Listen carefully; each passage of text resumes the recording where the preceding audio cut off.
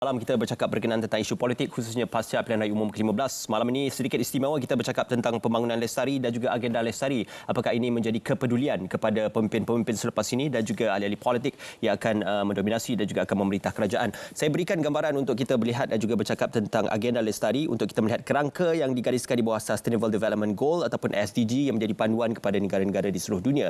Antaranya perkara 13 iaitu Climate Action, perkara 6 Clean Water and Sanitization dan juga berkenaan tentang perkara 7 Affordable and Clean Energy. Ini antara mungkin perkara yang menjurus secara spesifik kepada pembangunan alam sekitar dan juga isu-isu alam sekitar. Apabila kita memberikan definisi kepada alam sekitar, saya suka untuk melihatkan kepada tafsiran di bawah Akta Kualiti Alam Sekeliling yang mana mendefinisikan alam sekitar ataupun alam sekeliling sebagai faktor-faktor fizikal bagi kawasan di sekeliling manusia, termasuk tanah, air, udara, iklim, bunyi, bau, rasa, masa, faktor-faktor bagi binatang-binatang dan tumbuh-tumbuhan dan juga faktor-faktor sosial estetika. Makanya segala benda yang bergerak dan juga hidup dalam kitaran manusia itu digelar sebagai alam sekeliling. Jadi untuk membawa isu ini dengan lebih dekat pada malam ini, saya juga ingin kongsikan suatu statistik yang telah pun dikongsikan oleh Jabatan Statistik Malaysia berkenaan tentang Compendium of Environment Statistic ataupun fakta-fakta berkenaan tentang environment statistik. Boleh kita bawakan bersama dengan anda pada ketika ini.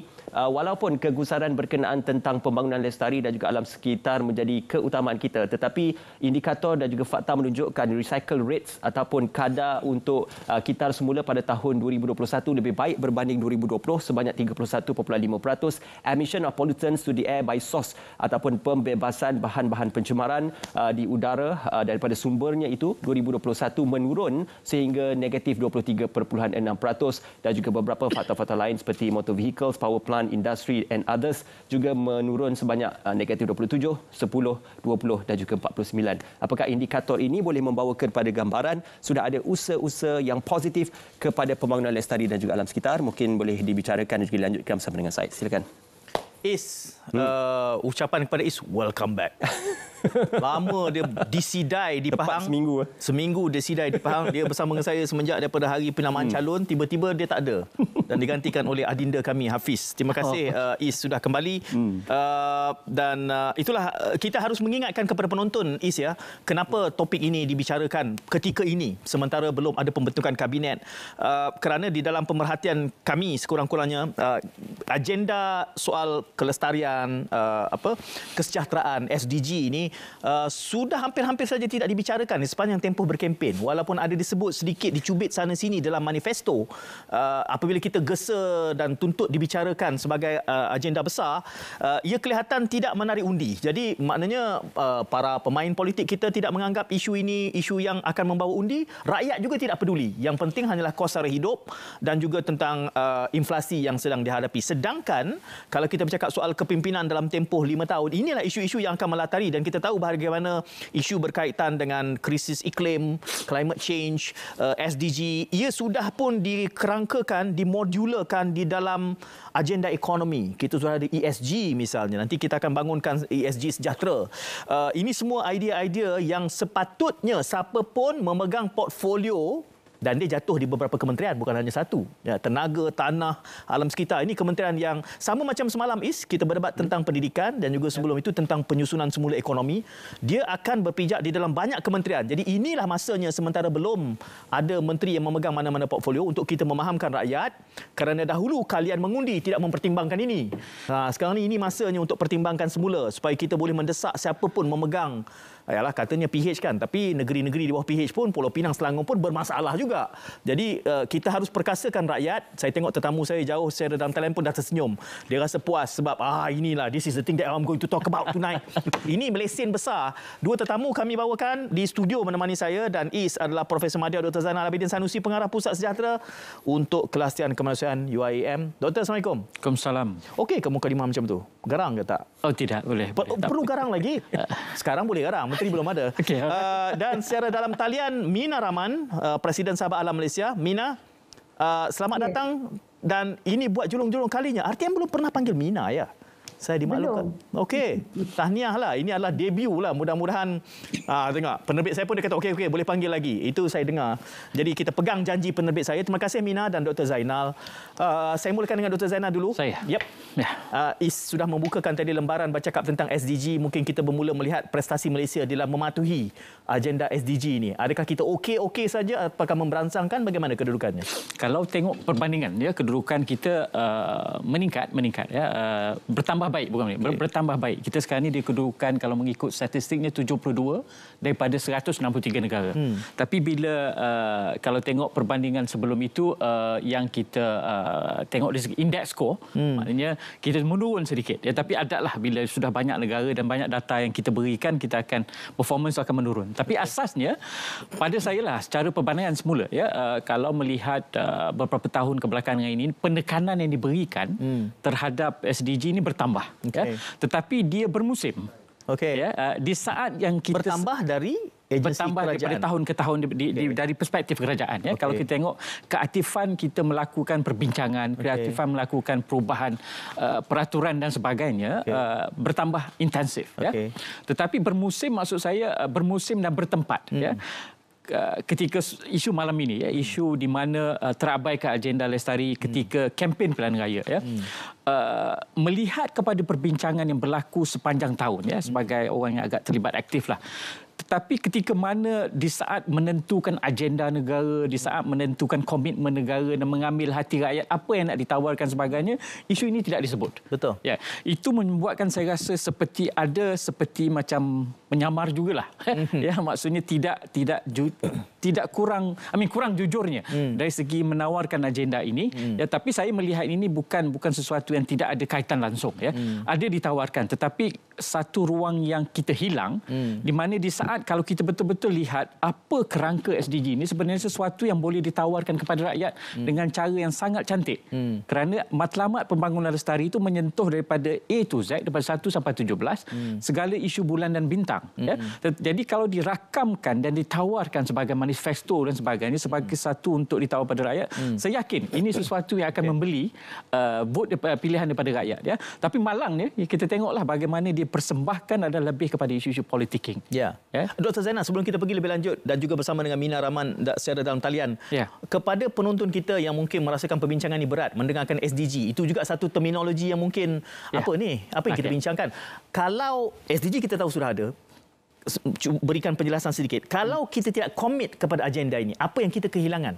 Okey, alright. Satu, kalau pada saya, bahasa yang paling mudah kalau kita di kuliah di UIA pun, benda yang paling mudah kita nak faham adalah pembangunan lestari ini pembangunan yang memastikan bahawa apa saja yang berlaku, apa saja modernization, industrialization yang kita lakukan sekarang ini tidak menghapuskan peluang generasi akan datang menikmati sesuatu yang sama. Ya. Jadi apa yang asas prinsip yang penting di situ adalah keseimbangan. Ya, kita boleh membangun tapi jangan sampai nanti merosakkan alam sekitar. Itu bahasa mudah dia. Kan? Dan kita juga boleh tebang hutan dan sebagainya, tapi kita perlu pastikan bahawa kita tanam semula di tempat lain dan orang-orang yang bergantung hidup di tempat hutan itu perlu diberi pilihan.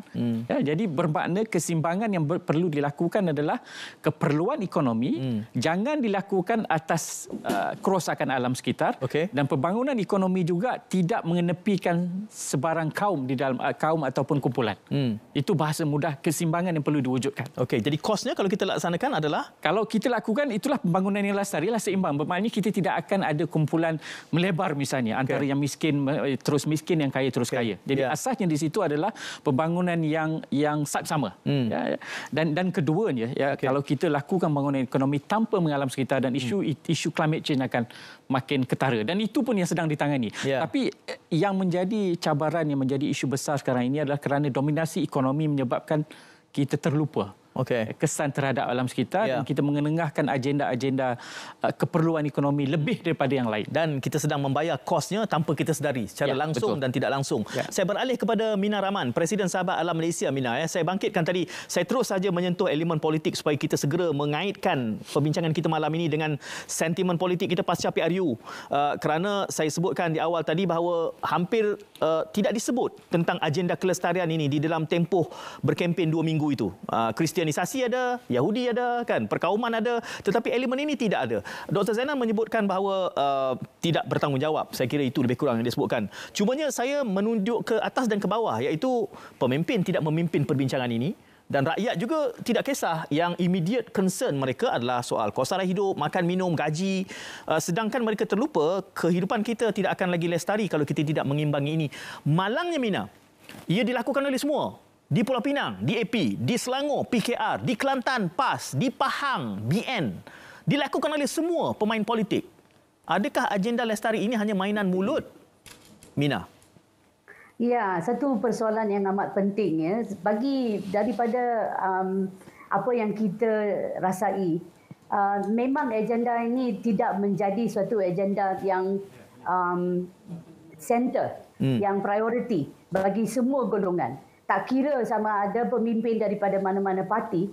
Sebab sebagaimana yang satu lagi kawan saya yang kata tadi, profesor tadi, yang setiap kali dipentingkan adalah ekonomi. Apa yang dipentingkan adalah sama ada pembangunan itu jalan atau tidak. Tapi kalau kita sebenarnya tanya, Said Munawar, bagi orang ramai, kalau dalam pilihan raya ini berlakunya banjir yang berluar biasa, macam yang berlaku di Pakistan. Ya, kalau hujan terlalu lebat sampai mana banjir di mana-mana, maka orang akan bangkit kata, macam mana ni hujan terbegitu lebat, adakah kita tebang pokok? Jadi macam ini seolah-olah ikut musim seperti yang dikata tadi. Kalau musim banjir, kalau ada keterlaluan malapetaka yang berlaku, maka orang lompat-lompat. Misalnya di Lembah Permai pula, di Lembah Kelang sendiri. Bila ada tidak ada air yang mencukupi, air tak ada, pencemaran air. Semua kilang-kilang tutup. Suri rumah tangga dan orang-orang di rumah tidak ada nak mandi. Tidak boleh masak. Baru mereka akan melompat-lompat kata, mana dia air, kenapa kita tak jaga alam? Jadi memang alam sekitar ni kalau kita lihat, dan juga perubahan iklim, kalau kita lihat ini sebagai kesan sampingan pembangunan, kita tidak akan berubah. Jadi agenda untuk masa depan kita, kelestarian kita akan hilang. Jadi setiap negeri ini yang lihat kemajuan tanpa lihat dari mana datangnya makan. Makanan datang daripada tanah, daripada kesuburan tanah. Air datang daripada hutan. Udara kita bersih datang daripada tidak ada jerupu. Jadi kita kena kait rapat hidup kita dengan alam. Dan kita lihat perubahan iklim ni sebagai satu gejala yang kalau kita tak ambil penting, dia juga boleh membawa kesan yang amat buruk kepada ekonomi kita. Mungkin saya bagi, sebelum saya lari lagi, saya bagi satu contoh. Baru-baru ini saya pergi ke Mesir untuk menghadiri COP27, iaitu perbincangan bangsa-bangsa bersatu tentang perubahan iklim. Isu yang paling hangat dibincangkan di sana adalah malapetaka yang berlaku kepada Pakistan, di mana hujan yang begitu luar biasa yang dikatakan berpunca daripada perubahan iklim, di mana 1/3 daripada negara tersebut yang merangkumi 33 juta orang, macam populasi Malaysia ni, semua segenapnya mendapat masalah yang teruk, sampai kerugian dan kerosakan 40 bilion dolar Amerika. 1/3 daripada GDP wipe out, hangus begitu saja. Jadi sampai masanya agenda lestari ini diambil berat dan front and center dalam kita buat decision. Jadi menteri-menteri alam sekitar ni tak boleh menjadi menteri yang macam tak penting. Dan perubahan iklim ini harus ditangani oleh semua menteri, termasuk Perdana Menteri sendiri. Ya, Mina, saya kira saya tahu mengapa sukar untuk mungkin orang seperti Mina dan NGO hadir ke platform perbincangan di saluran awam sebegini, adalah kerana selalu saja suara NGO ini akan kelihatan seperti suara pembangkang. membangkang dasar-dasar yang diperkenalkan. Cumanya kali ini kita ada kerajaan perpaduan yang diterajui oleh Pakatan Harapan yang kelihatannya momentumnya adalah pembangkang. Jadi inilah satu kesempatan. Walaupun tadi saya menunjukkan bahawa semua parti-parti yang pernah memegang ni pun terpalit dengan banyak isu. Saya ambil beberapa contoh kegagalan, ya, ada Perlan misalnya di Kuala Lumpur, sebab kami di Kuala Lumpur, banjir kilat. Ya, sebelum ini DBKL misalnya telah memperuntukkan dana spesifik menangani banjir kilat, tetapi ia hanya dibelanjakan, saya kira jumlah yang terlalu sedikit, kalau tak salah saya off the cuff, saya sekitar 15% dibicarakan di media, tetapi rakyat tidak juga cakna, tak terasa berarti kesedaran rakyat juga harus kita bakar supaya mereka faham dan tuntut komitmen dan accountability ini daripada kerajaan semasa, khususnya sewaktu kerajaan baru mula dibentuk. Ini soalan saya kepada Mina, menceritakan tentang apa cabarannya bila kita bercakap tentang ini, supaya kita tidak didengari, dibaca sebagai mengambil jalur pembangkang, sebaliknya jalur yang mementingkan rakyat. Akan dijawab oleh Mina selepas kita berehat seketika. Jadi teruskan kesetiaan anda.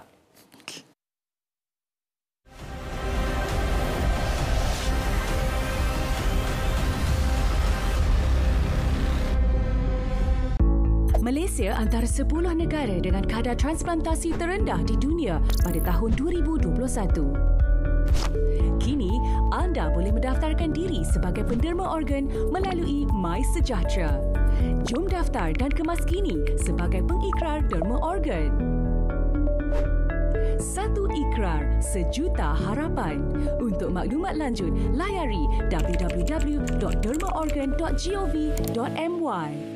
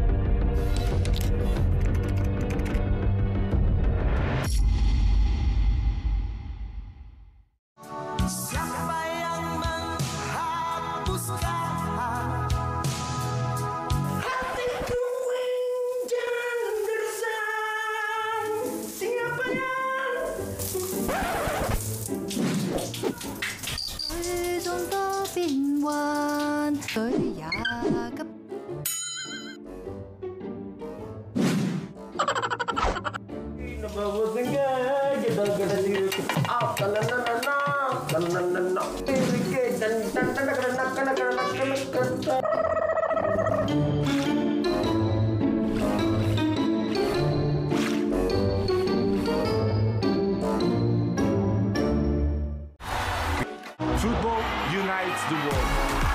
Uma paixão and peace. And enjoy. El fútbol une a todos.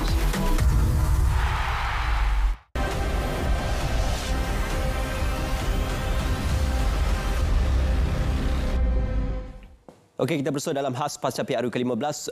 Tadi Puan Mina ada bercerita berkenaan tentang apa yang berlaku di Mesir dan juga persidangan tersebut yang mana memberikan tumpuan kepada apa yang berlaku dan juga situasi di Pakistan. Ini saya nak bawa sedikit. Setiausaha Agung PBB menggesa negara-negara kaya dan membangun untuk menghentikan tidak akan menyalahkan antara satu sama lain susulan gagal mencapai kata sepakat semasa perbincangan iklim pada persidangan COP27 di Mesir.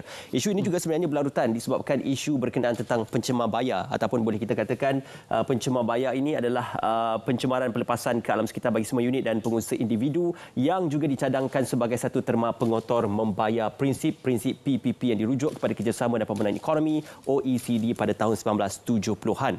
Mungkin persoalan kepada Puan Mina, apabila kita ingin bercerita tentang isu-isu global dan juga isu alam sekitar, namun realitinya negara-negara maju dan juga negara-negara yang membangun masih lagi membenarkan isu-isu pencemar bayar ini untuk mendominasi dan juga untuk merobek serta mencemarkan alam sekitar. Apa mungkin pandangan dan juga respon daripada Puan Mina selaku wakil dari NGO Alam Sekitar, Puan?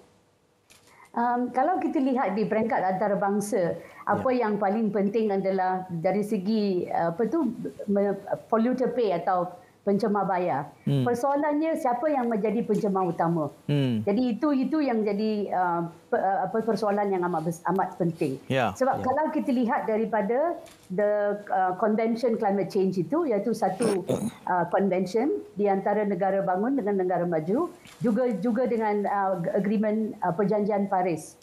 Apa yang yang paling penting, prinsip yang paling penting adalah isu perubahan iklim ini adalah satu masalah yang common, iaitu bagi semua untuk ditangani, tapi kewajipan berbeza di antara negara maju dengan negara pembangun. Sebab dari segi history dia, dari segi sejarahnya, banyak daripada kesan-kesan rumah hijau ni, gas-gas rumah hijau berpunca daripada zaman industrialisasi, iaitu revolusi industri, yang bermula di negara maju. Mereka maju bukan kerana mereka lebih pandai, mereka maju selepas kita menjadi koloni mereka ambil kita punya sumber-sumber dan mereka ajar industri, mereka melepaskan gas rumah hijau tanpa batas. Dan sekarang sudah jadi kita dapat masalahnya sebab karbon dioksida misalnya bertahun-tahun. Apa yang berlaku sekarang, kesan kepada Pakistan dan sebagainya berpunca daripada historical emissions. Emisi yang dulu. Jadi kita harus ingat siapa kena bayar. Jadi dalam perjanjian Paris dengan Convention Perubahan Iklim ni, pembayarannya harus dilakukan oleh negara maju. Jadi ini yang menjadi isu yang paling hangat. Mereka tidak mahu mengakui tanggungjawab sejarah mereka. Misalnya Amerika Syarikat tak mahu mengambil pasal tentang itu, negara Eropah tidak mahu mengambil pasal itu, dan mereka seolah-olah katakan bahawa kita semua kena tanggung masalah ni sebagai masalah yang tidak ada perbezaan di antara negara maju dengan negara yang bukan maju, yang developing. Jadi ini menjadi isu pokoknya. Kalau boleh saya tanya Mina, kalau demikian hasil natijah daripada COP27, way forwardnya nanti COP28 bagaimana ini akan cuba ditangani dan kesannya kepada Malaysia pula apa? Jadi yang paling penting kita lihat bahawa dana yang baru diadakan di COP27 di Sharm el-Sheikh itu adalah satu perkara yang amat penting. Walaupun Amerika Syarikat bantah, tetapi akhirnya akibat daripada pressure daripada negara membangun, terutamanya di bawah kepimpinan Pakistan itu sendiri, grouping of developing countries, mereka lawan secara united, secara bersatu, dan juga civil society dan NGOs kami semua juga mengatakan bahawa Amerika Syarikat tidak ada solidarity, tidak buat tindakan yang betul dan sebagainya. Akhirnya Amerika Syarikat setuju juga. Jadi satu dana untuk kerugian dan kerosakan telah pun disetujui. Ini satu perkembangan yang amat penting. Walaupun duit belum ada, tapi komitmen dulu. Sudah ada komitmen untuk adakan dana tersebut. Jadi satu yang perkembangan yang amat baik di peringkat internasional. Kalau kita ambil itu sebagai keluk pembelajaran, lesson learn kita, maknanya pendekatan yang sifatnya bottom up. Saya kira hal yang sama juga di Malaysia. Sebab kita sudah menuding dari awal, kelihatannya di peringkat negeri-negeri daripada parti politik yang pelbagai belahan ni, kedua-duanya ada kecuaian lah kalau kita sebut soal kecuaian ini sebab oleh tekanan ekonomi. Model bergerak ke depan ini, penglibatan NGO, suara daripada rakyat, Dr. Zainal. Ya, kalau kita tengok kerangka kerja untuk melaksanakan pembangunan lestari, dia memang tidak ada pilihan lain. Pilihan dia adalah combinations of top down dan bottom up ataupun lebihkan bottom up. Kenapa? Sebab kita melihat sendiri bahawa selama ini dasar yang dibuat kadang-kadang agak jauh daripada apa yang diperlukan di bawah. Kenapa berlaku demikian? Ada contohnya? Okey, katakan dari segi dasar pendidikan misalnya, dekat kita tengok apa yang diperlukan di sekolah-sekolah luar bandar. Kita assume bahawa itu yang diperlukan dalam kerangka ini pembelajaran abad 21. Tapi sebenarnya bukan itu yang diperlukan. Sama juga dengan isu internet dan sebagainya. Apakah mereka perlukan secanggih itu? Kerana kita sekarang ni UIA, UNDP dan EPU sedang buat consultation untuk bina roadmap negara. Jadi lain lokaliti, lain cabaran dan keperluan. Dan itulah sebenarnya bila kalau katakan dalam konteks inclusiveness, keterangkuman, keupayaan kecekapan dasar kita kalau boleh memberikan ruang untuk tersebut. Bagaimana ruang tersebut boleh berlaku kalau kita tidak libat sama dengan kumpulan yang paling terkesan di bawah, sama ada penerima atau pelaksana di peringkat daerah. Jadi Dr. Zainal, saya nak mencelah sikit apabila diceritakan tentang peringkat pelaksana ini, bukan saja kita melihat dari segi isu politik ataupun permainan politik, tetapi sebaliknya peranan kementerian-kementerian dan juga agensi yang terlibat. Saya nak katakan tadi, kalau tadi Said dan juga Dr. Zainal bercerita bagaimana kita nak menentusahkan indikator SDG ini dipatuhi ataupun dipenuhi. Ini daripada Jabatan Perangkaan menyediakan berkenaan. Saya ambil dahulu tentang isu hutan dan juga penggunaan ekosistem daratan mampan, yang mana saya nak fokuskan kepada berkenaan tentang peratusan tanah yang mengalami kemerosotan berbanding jumlah keluasan tanah disediakan, dan juga Kementerian Bertanggungjawab ialah Kementerian Tenaga dan Sumber Asli serta Jabatan Perhutanan, yang mana hanya menceritakan sebahagiannya tersedia perlu dibangunkan. Persoalan penting, mengapa setelah puluhan tahun kita merdeka masih lagi perlu dibangunkan dan masih lagi tidak di-resolve atau diselesaikan berkenaan tentang isu ini. Yang keduanya adalah berkenaan tentang isu yang penting juga tadi Puan Mina ada berceritakan berkenaan tentang isu bencana alam. Ini mengenal perubahan iklim dan juga kesannya indikator yang dikeluarkan oleh Jabatan Perangkaan mengikut kepada SDG, yang mana melihatkan kepada memperkukuh ketahanan keupayaan penyesuaian kepada bahaya berkaitan iklim sudah tersedia kesemuanya. Agensi Pengurusan Bencana menyebatukan ukuran pada perpaduan perubahan iklim ke dalam dasar strategi dan pelan negara sudah tersedia kesemuanya. Unit Perancang Ekonomi EPU, dan sedikit juga saya nak berikan berkenaan tentang isu peratusan penduduk dengan pergantungan utama kepada bahan teknologi dan juga bahan api. Sebahagiannya tersedia perlu dibangunkan Kementerian Bertanggungjawab adalah Suruhanjaya Tenaga Malaysia, Kementerian Sains, Teknologi dan Inovasi serta aliran keuangan antarabangsa ke negara-negara membangun untuk menyokong pendidikan dan pembangunan negara bersih dan juga pengeluaran tenaga berdiri perbaharui termasuk dalam sistem hybrid tidak tersedia. Kementerian Bertanggungjawab ialah Kementerian Sains, Teknologi dan Inovasi. Persoalannya, bilakah perkara-perkara ini akan tersedia untuk dinikmati? Jawapan ringkas dia bagi pihak Dr. Zainal. Dr. Zainal akan bertanding dalam PRU16. Dr. Zainal, sila. Okey. Ini soalan ini memang saya nanti setelah setahun lebih saya turun ke 30 kawasan bukan untuk bertanding saya, tapi untuk melihat, sebab saya rasakan bahawa isu silos sangat kritikal dan sangat signifikan. Kita sudah buat untuk tujuan membina roadmap, kita sudah buat policy analysis, development plan, alignment berdasarkan impact assessments, impact analysis. Yang kita tengok kesediaan, readiness impact analysis. Readiness dari segi dasar untuk climate change, for example, SDG 13 ini almost 100%. Maknanya apa yang diperlukan sudah tersedia dari segi dasarnya. Tapi yang tak ada ni, Ismail, dan saya rasa ialah isu pelaksanaan dan agensi yang terlibat tidak tahu agensi lain apa yang dia buat. Padahal tujuannya sama. Jadi resource-nya, human resource, financial resource ini adalah sesuatu yang sepatutnya dikongsi bersama tapi tidak berlaku. Bila kita pernah turun, bila kita turun ke daerah mana saya tak ingat, kita lihat bahawa dalam daerah yang sama, agensi yang ofisnya sebelah menyebelah, tak tahu pun yang sebelah ni buat apa. Ini sesuatu yang bukan baru saya, tetapi untuk pembangunan lestari, kalau isu ini tidak diselesaikan, tak payahlah kita cerita panjang. Kerana modus operandi untuk mengubahnya adalah konsensus dan kefahaman dan capacity building. Kalau ini tidak berlaku dan kalau pegawai pelaksana tidak turun ke bawah, engage bersama masyarakat dan tidak tahu isu sebenar, kitaran ini akan berterusan. Tak payah kita bazir sejam bercakap, ya Doktor? Tak payah. Saya rasa benda yang sama, tapi saya puas hati sebab saya boleh luahkan ini, sebab saya rasa ini hasil kita punya capacity building dan juga proses bina roadmap ini. Akhirnya ini akan dipikul oleh siapa?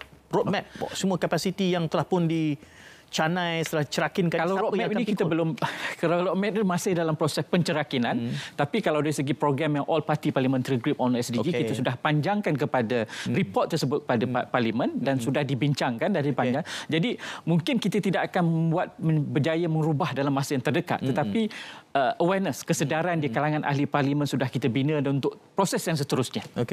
Kalau kamera kita ni ada mencerap haba, dia asalnya merah ke atas ni dari hijau dah, Dr. Zainal. Dia lega sebab dia kata setahun dia cari ruang nak bercakap ini, dan malam ni dia bercakap di RTM pula tu kan, bukan di saluran swasta. Ini kerajaan punya saluran ini. Tapi inilah bercakap soal kerajaan ni, saya kembali semula kepada NGO Mina kerana kita tahu soal silos ini bukan hanya soal agensi-agensi yang ada, juga bila mana kelestarian itu jatuh di bawah portfolio yang berbeza. Tanah misalnya itu di bawah negeri, tenaga ada kaitannya, arang batu misalnya, kemudian apa lagi, alam sekitar, sains dan teknologi teknologi, memerlukan teknologi yang mapan. Jadi apa cabarannya selama ini apabila Mina berdepan dengan pelbagai kementerian ini dalam keadaan di mana kita belum ada kabinet? Ini pentingnya perbincangan malam ini.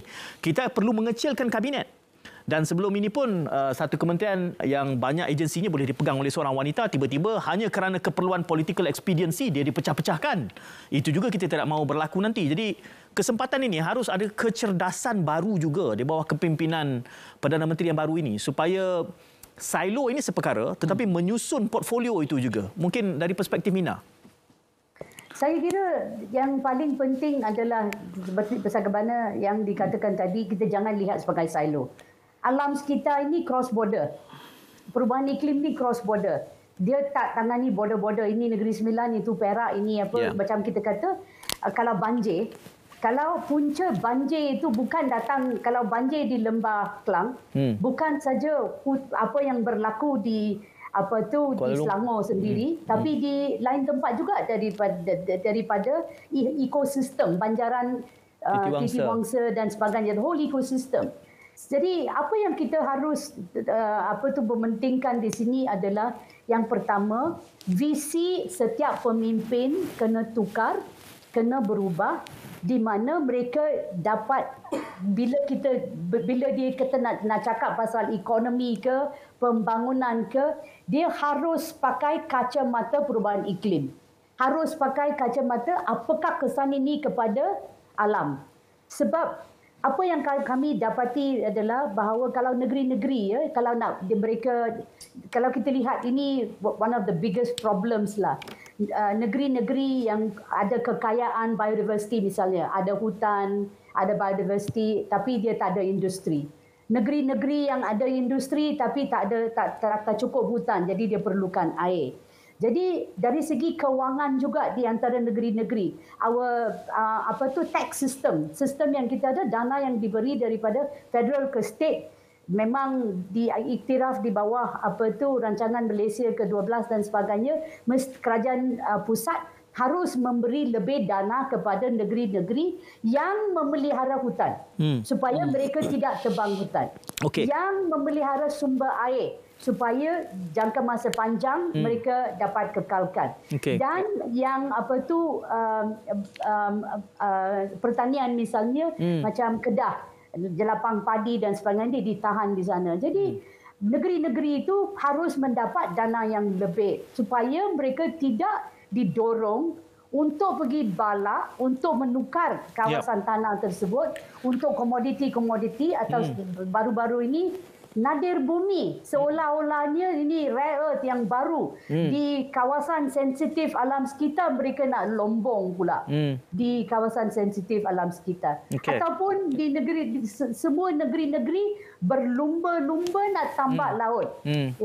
Datang daripada mana datangnya ikan? Bukan daripada pasar, dia datang daripada laut. Jadi tambak-tambak untuk siapa? Jadi persoalannya dasar kita ada, undang-undang kita ada, yang kita tak ada adalah political will-nya ataupun unity dalam pemikiran bahawa we have to protect. Jadi negeri-negeri yang lebih ada sumber-sumber harus diberi dana lebih. Itu salah satu perkara yang amat penting. Kita akan perpanjang sejurus selepas kita berehat seketika. Jadi teruskan kesian anda bersama kami. Berjeda dahulu.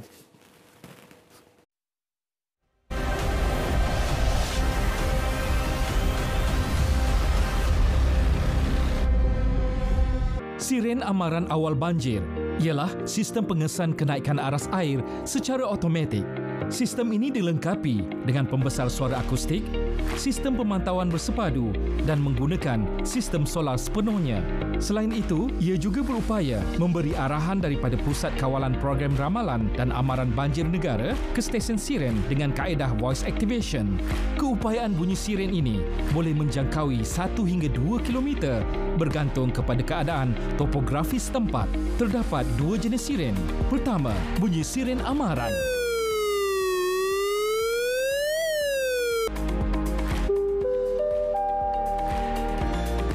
Amaran. Air sungai telah melebihi aras amaran. Semboyannya kedengaran apabila air sungai melepasi aras amaran dan penduduk diminta bersiap sedia untuk berpindah. Kedua, bunyi siren bahaya.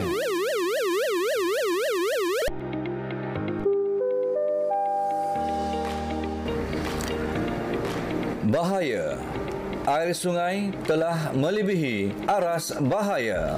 Ia diaktifkan setelah air sungai melepasi aras bahaya dan penduduk diminta untuk berpindah serta-merta. Sistem siren amaran awal banjir memberi manfaat kepada masyarakat bersiap siaga menghadapi bencana banjir.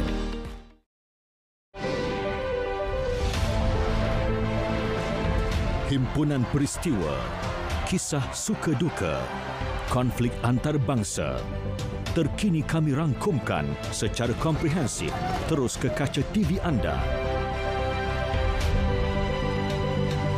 Saksikan berita dunia Isnin hingga Jumaat 11 malam di TV1 dan saluran berita RTM.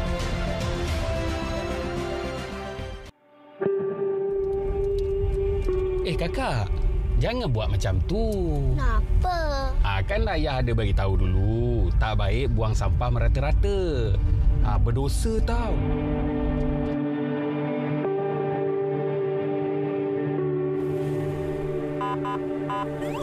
Kena dah. Saman ni. Tuan. Apa bagi, Cik? Minta IC, Cik? Boleh. Kesalahan lampu merah, Cik. Tuan, Tuan kau timas kiran. Ayah, janganlah macam tu. Itu kan rasuah. Berdosa tau. Betul apa yang nak Cik cakap. Jangan lama macam tu, Cik. Ni saman. Maaf, Cik. Hati-hati madu, Cik.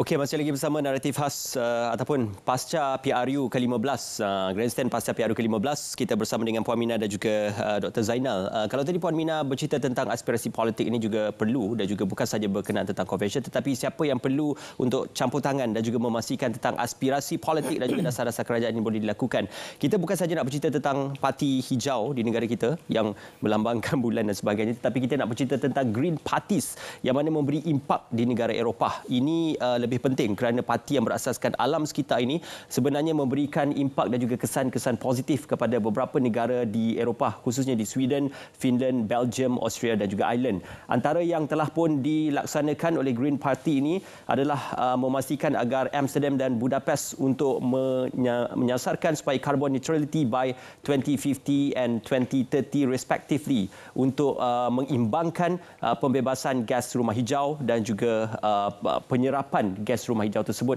di bandar-bandar mereka. Jadi usaha ini kita tidaklah sampai mungkin mencadangkan supaya tahap Green Party itu diwujudkan, tetapi sekurang-kurangnya ia menjadi satu manifesto dan juga aspirasi dan juga dasar-dasar di peringkat parti. Apa mungkin komen daripada Puan Mina?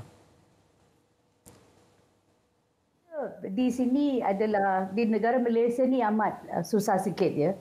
Sebab dalam pendirian saya sendiri, saya lihat sebagai isu-isu politik ini masih lagi dilihat dari sudut perkauman ataupun dari sudut religion ya. Dia tidak dilihat dari segi apa yang baik, dasar perubahan iklim ke, dasar alam sekitar ke, dasar sustainable development, pembangunan lestari dan sebagainya. Jadi ini harus berubah. Hanya bila cara kita fikir, ya, rakyat yang mengundi itu berfikir tentang perkauman ataupun kita ambil yang PRU 15 ini, kebetulan saya tidak ada di negara saya di Mesir. Jadi tapi bila saya balik dan saya lihat, saya tak sangka macam mana keputusan berlaku, di mana kita dapat lihat dari sudut masih lagi berkauman yang menjelajahi pemikiran rakyat yang penduduk-penduduk di bandar pula, mereka mungkin lebih suka tentang isu rasuah dan sebagainya. Tapi bagi mereka-mereka di luar bandar, apa yang penting bagi mereka adalah isu cost of living, iaitu sara hidup dan sebagainya. Jadi bagi yang undi 18 itu, yang pemuda, di mana-mana kita lihat pada para pemuda, pengundi-pengundi yang dari belasan tahun dan akhirnya mereka sekarang banyak mengambil penting tentang perubahan iklim. Ya, di peringkat antarabangsa kita dapat lihat bahawa banyak yang muda-muda yang datang kepada COP dan sebagainya mengambil berat tentang isu masa depan mereka.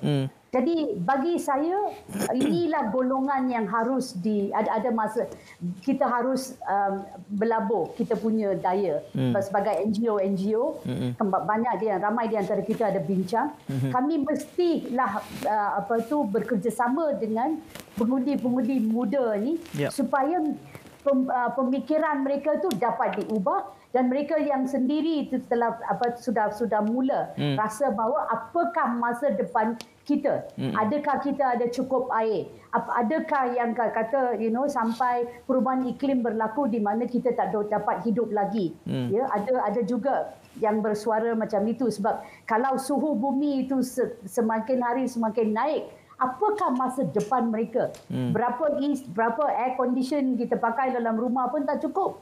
Ya.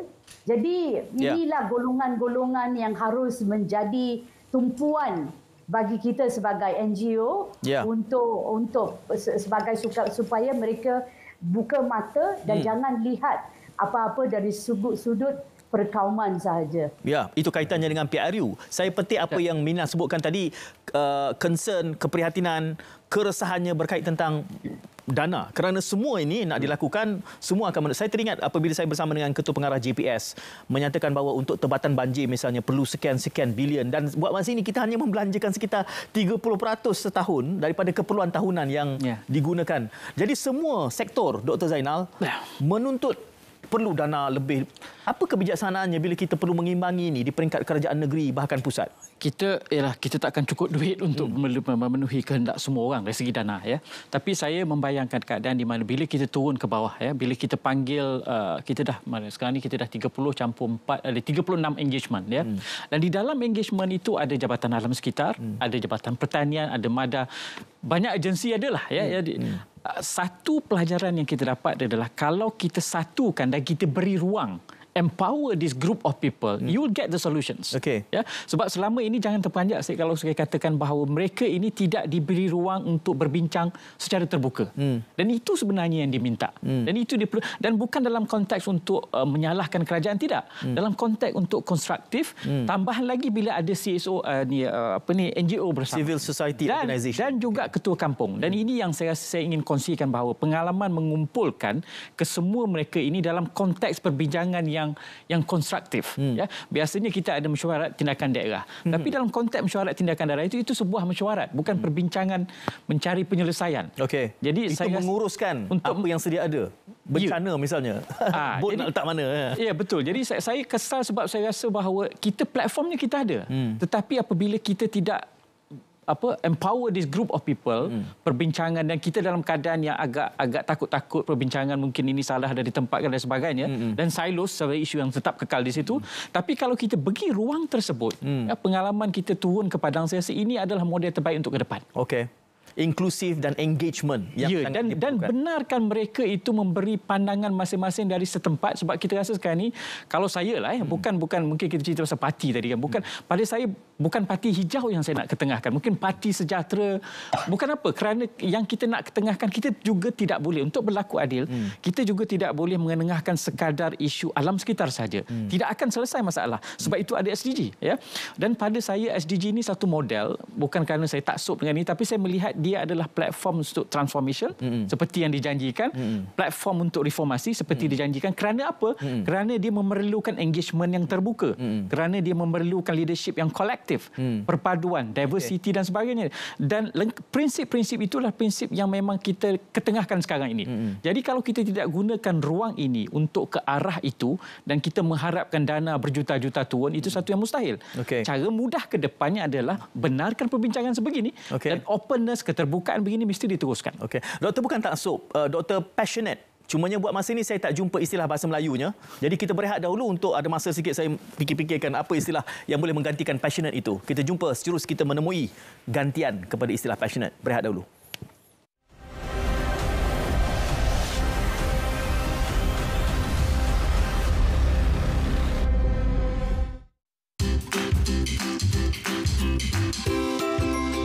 Nyamuk Aedes mudah membiak di dalam air yang bertakung. Cegah pembiakan nyamuk Aedes. Pastikan bekas yang boleh menakung air dibuang dengan betul. Tutup rapat semua bekas yang menyimpan air. Periksa saluran air pada bumbung rumah agar tidak tersumbat. Tiada Aedes, tiada denggi. Perkhidmatan perubatan di seluruh negara memerlukan 2,000 beg darah setiap hari. Mengikut tinjauan, hanya 2.5% penduduk Malaysia mendermakan darah. Bagi setiap beg darah yang diperolehi, ia mampu menyelamatkan 3 nyawa. Kami perlukan darah anda. Jom derma darah. Ayah tahu tak? Ini semua salah ayah dan semua orang yang tak peduli pasal hal ni. Pokok-pokok kena tebang. Kilang-kilang lepaskan asap dan buang toksik merata-rata tempat. Akibatnya, cuaca dah jadi tak menentu. Tanah-tanah jadi kering kontang dan cuaca jadi panas je. Sungai pula jadi kotor ayah. Tak macam dulu lagi dah. Air bersih nanti susah nak ada dah ayah. Ada ke lagi air bersih untuk adik ayah?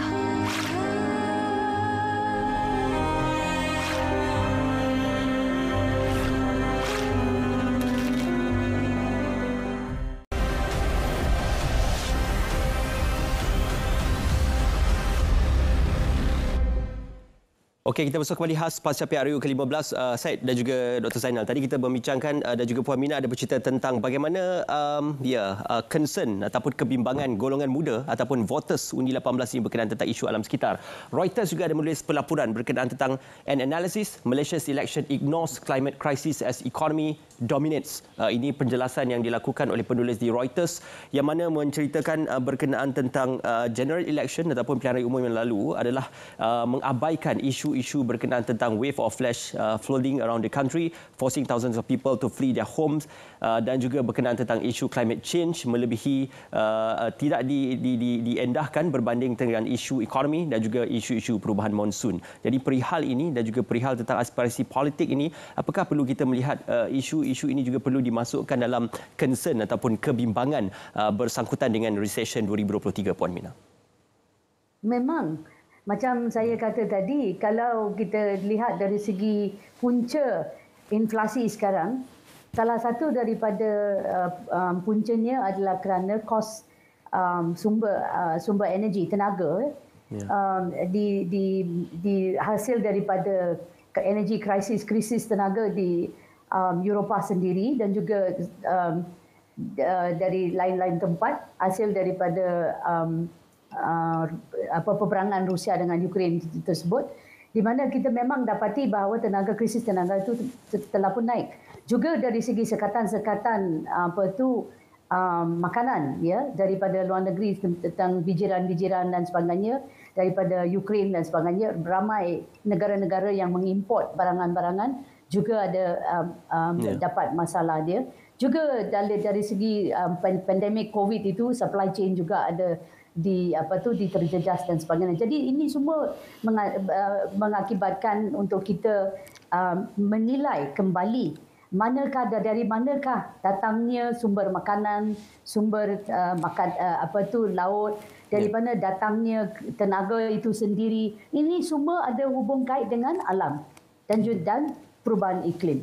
Jadi kalau kita tidak ambil berat tentang isu-isu ini, kita hanya lihat dari sudut inflasi dan kosnya tanpa melihat apakah penyebab utamanya, dasar-dasarnya, unsur-unsurnya, kita tidak akan memberi satu pendekatan yang menyeluruh. Jadi saya balik kepada perbincangan asal tadi, iaitu the root causes. The root causes itu dasar-dasar utama itu adalah perlu dilihat dari segi pelestarian dan sustainability dan pasal tenaga, pasal air, pasal sumber soil kita, pertanian kalau dia soil fertility dan sebagainya, ini semua penting. Dan sumber ikan dan laut dan sebagainya. Jadi all this connects back to cara apa yang kita makan, cara kita mengeluar dan cara kita makan. Terdorong, saya kira itu terjemahan saya kepada istilah passionate tadi. Kerana bila kita tengok secara dalam talian, dia kata bernafsu. Saya tak mahulah guna kata Dr. Zainal nafsu pada malam ni, tak tepat dan pula akan jadi lain. Jadi kita kata terdorong lah. Itu mungkin lebih tepat untuk konteks ini. Tapi saya cuba meletakkan perbincangan ini di dalam kekotak ataupun kasut pemimpin negara lah. Kerana politician masih politician. Mereka hanya melihat apa yang pragmatik. Kerana itu kempen-kempen tidak meletakkan agenda lestari ini. Kerana dia kata sebut SDG pun orang kampung tak faham. Mana nak datang undi. Pakcik, undi saya SDG terjamin. Itu bukan caranya. Tapi kita juga tahu tahun depan, Dr. Zainal, kita akan berdepan dengan kemelesetan ekonomi. Apakah kita boleh membayangkan pemimpin politik berbicara tentang kelestarian senada, separas dengan cabaran-cabaran yang segera, sederhana dan jangka panjang? Apakah sudah ada terbukti pendekatan di mana-mana negara pemimpin politiknya menyampaikan mesej kelestarian itu serentak dengan populariti? Ada, ya. Sebab tu daripada awal lagi saya dah kata, saya cuba kemukakan tadi bahawa kerugian dan kekesalan saya sendiri adalah bila kita tidak letakkan apa yang memang diperjuangkan subsidi dan sebagainya. Ini sebenarnya adalah kerangka utama dan tools untuk mencapai SDG dari segi keseimbangan sustainability ekonomi, ya, dan juga social sustainability. Cuma yang tidak berlaku adalah bagaimana dia meletakkan ini sebagai agenda besar dalam SDG.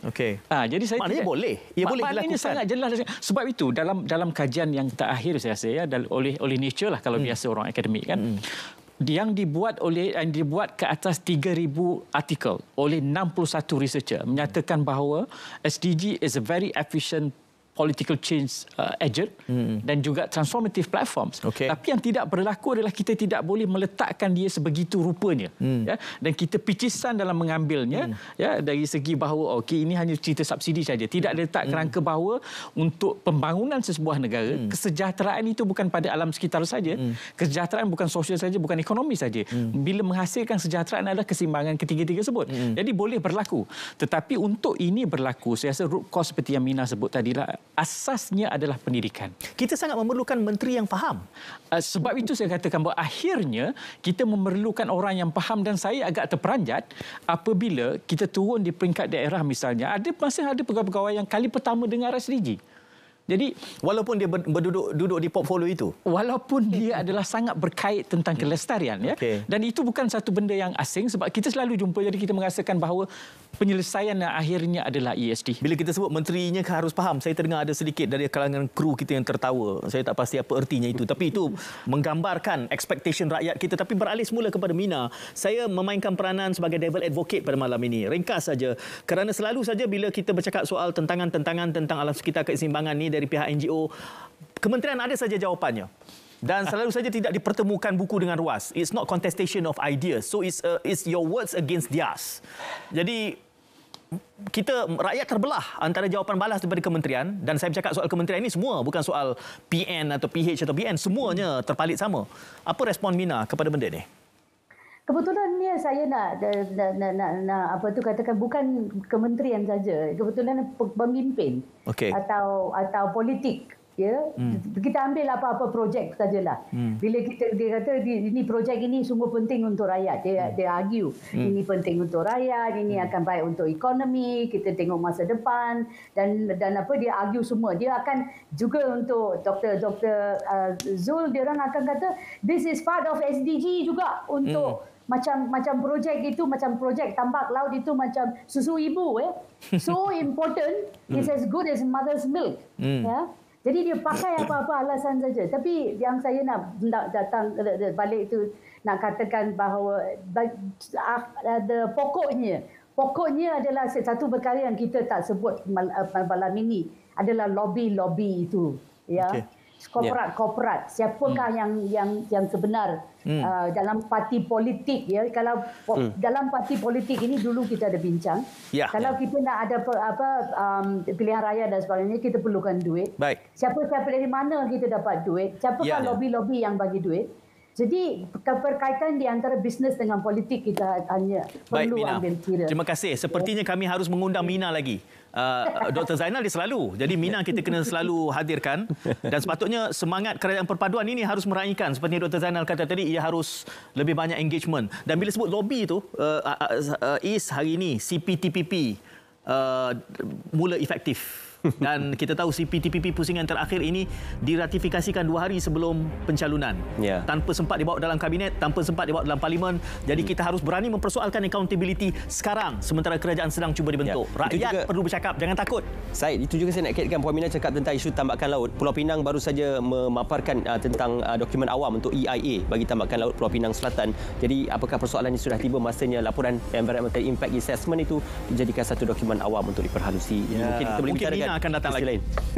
Secepat mungkin kita tengok. Terima kasih Mina, terima kasih Dr. Zainal. Tahu tak sempat habis, tapi yang penting kita mula memercikkan kesedaran dan